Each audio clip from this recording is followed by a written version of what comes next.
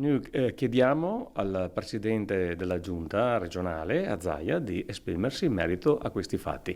Abbiamo dei colleghi che hanno commesso dei reati in territorio straniero ed è bene chiarire anche tutte le dinamiche, i finanziamenti di questi viaggi, che cosa è accaduto e cosa si ha in mente di fare in merito. Non molla la presa l'opposizione in Consiglio regionale, anzi per certi versi getta benzina sul fuoco della polemica, quella innescata dall'inchiesta giornalistica internazionale e rilanciata sabato dallo speaker della minoranza Arturo Lorenzoni, secondo cui alcuni leghisti veneti avrebbero ricevuto favori per portare avanti nelle sedi istituzionali un'azione politica a favore dell'invasione russa in Crimea e contro le sanzioni a Mosca, azione culminata nel maggio 2016 con una risoluzione ad hoc a Palazzo Ferrofini, facendo del Veneto la prima regione in Italia e tra le prime in Europa ad adottare un provvedimento del genere. L'inchiesta, basata su migliaia di mail riservate, se da un lato non dimostrerebbe l'effettuazione di pagamenti, dall'altro confermerebbe l'esistenza di un rapporto assiduo tra l'associazione di un parlamentare russo e alcuni esponenti della maggioranza. Su tutti il consigliere regionale Stefano Valdegamberi, che ha già bollato il tutto come balle.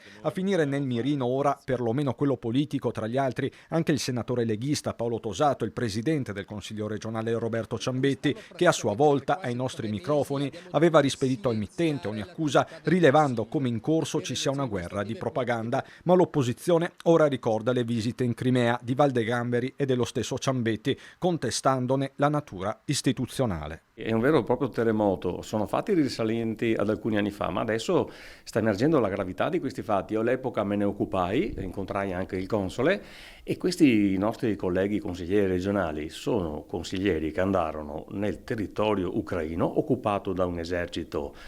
straniero e quindi hanno commesso addirittura dei reati e attualmente sono ancora ricercati dalla giustizia ucraina perché tra l'altro recidivi sono tornati in Crimea più di una volta.